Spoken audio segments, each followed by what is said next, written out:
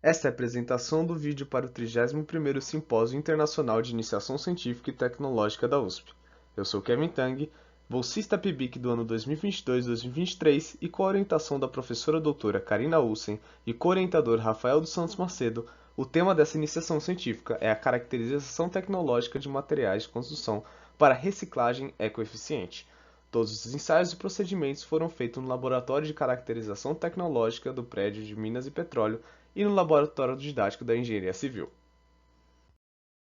objetivo geral dessa iniciação científica era de identificar características distintivas que possibilitam a separação eficiente dos materiais de origem mineral presentes nos resíduos resultantes das atividades de construção, academicamente chamado de resíduo de construção e demolição, que será chamado de RCD a partir de agora. A relevância desse tema visa aprimorar a gestão ambiental desses resíduos, contribuindo para a redução do impacto ambiental da indústria de construção, assim como o favorecimento da economia circular, a fim de incorporar práticas de baixo impacto ambiental na indústria civil. Os procedimentos foram feitos de acordo com o fluxograma a seguir, na qual, em primeira instância, foi feita a moldagem dos corpos de prova, sendo 8 corpos de prova por amostra. Logo após, a caracterização no estado fresco e endurecido, na qual foi calculada a massa específica, a absorção de água, índice de vazios permeáveis, assim como a análise textural. Outros 2 corpos de prova foram passados pelo teste de resistência, na qual foi descoberta que as resistências eram de 26 MPa e 41 MPa. Outros 3 corpos de prova foram para a produção de agregados reciclados de concreto, na qual passaram por uma britagem no britador de mandíbula com PCI de 9,5 mm. Logo após, passaram por um peneiramento, na qual as frações que sobraram foram de menos 9,5 mais 6,3 mm, menos 6,3 mais 4,75 mm, menos 4,75 mais 2,36 mm, menos 2,36 mm mais 0,15 e menos 0,15 mm. No qual um quarto passou pela britagem no britador de mandíbula e de rolo, pela moagem no moinho de disco, na qual foi feita a amostragem de 2 alíquotas de 30 gramas, e pela pulverização no moinho de discos oscilantes para que fosse feita a análise química FRX. Nessa mesma britagem foi separado 2 alíquotas de 30 gramas que apenas passaram pela pulverização no moinho de bolas para que fosse feita a caracterização mineralógica DRX. O resto dos 3/4 da amostra passaram pela análise morfológica do Kansaiser sem que fossem destruídas as amostras. Logo após, pela absorção de água de acordo com as normas NM30 e NM50. A fração menos 0,15 não foi feita nesse ensaio. Logo após, foi feita a separação densitária em bromorfórmio em 2,6 gramas por centímetro cúbico. Os resultados dos testes feitos.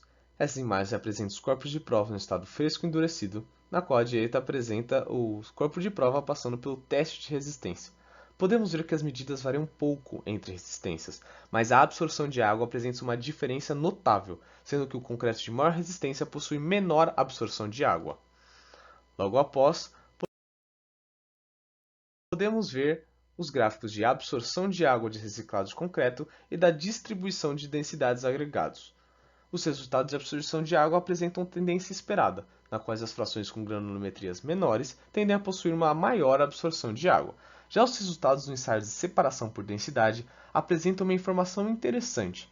As frações mais finas de concreto de maior resistência apresentaram menor massa de afundado, ou seja, maior dificuldade da separação da porção cimentícia e da porção mineral.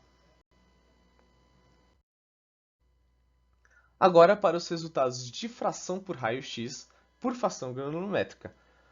Podemos ver que há pouquíssima diferença entre as amostras, mas há diferença entre as frações granulométricas, como a diminuição de mico e quartzo conforme a diminuição da granulometria e o aumento de anfibólio e clorita serpentina conforme aumenta a granulometria. Durante a duração da iniciação científica, foi feita uma extensa coleta de dados sobre RCD no cenário mundial atualmente. Nessa imagem, podemos ver os países que foram possíveis coletar os dados como produção, taxa de reciclagem e tipo de resíduo. Neste gráfico de geração de RCD em massa, vemos que a produção mundial se concentra nos países China, Estados Unidos, Índia e a região Wana, que apresenta o norte da África e o Brasil. enquanto outros países, mesmo produzindo grandes quantidades de RCD, não se comparam com as 5 maiores. Agora, vemos o gráfico da quantidade de RCD reciclada por país. Percebe-se que os 5 países que mais produzem RCD estão dentre os que menos reciclam, em vermelho no gráfico. Mas por que tantos países europeus com taxas tão altas de reciclagem? Portanto, tornou-se necessária uma pesquisa nessa área. Agora falando sobre os dados das taxas de reciclagem. Em uma primeira instância, foi preciso verificar a situação da legislação da reciclagem em cada país. Esses dados foram coletados do artigo oficial da União Europeia sobre reciclagem de RCD, Commission 2017. Vemos no gráfico que a maturidade da legislação varia de país em país, sendo que alguns possuem legislação madura, outros legislação existente, mas com pouca aplicação, e outras com a legislação em desenvolvimento. Portanto, note-se que nem todos os países da União Europeia possuem legislação madura em relação à reciclagem de RCD. Não só isso, mas entre os países que forneciam as informações, o próprio relatório da União Europeia apresenta um gráfico relacionando a confiabilidade das informações recebidas, entre confiabilidade de informações boa, modesta e ruim. Portanto, observamos que diversos países da União Europeia não possuem legislação rigorosa na questão da reciclagem RCD, que engloba a separação do material, o tratamento do material e a reciclagem em si. Mas então o que leva a taxa de reciclagem tão alta? A resposta é o aterro. Diversos países consideram aterro de RCD como reciclagem. Portanto, além de alguns países não possuem boa confiabilidade nas informações relatadas, o aterramento é o fator que leva às taxas de reciclagem de 100% mostrada até nos artigos e sites oficiais. A coleta de dados de RCD foi que, entre os 5 maiores produtores, esses estão entre as 5 menores taxas de reciclagem. E as taxas de reciclagem altíssimas da europeia se devem à baixa confiabilidade de informações e maturidade das legislações.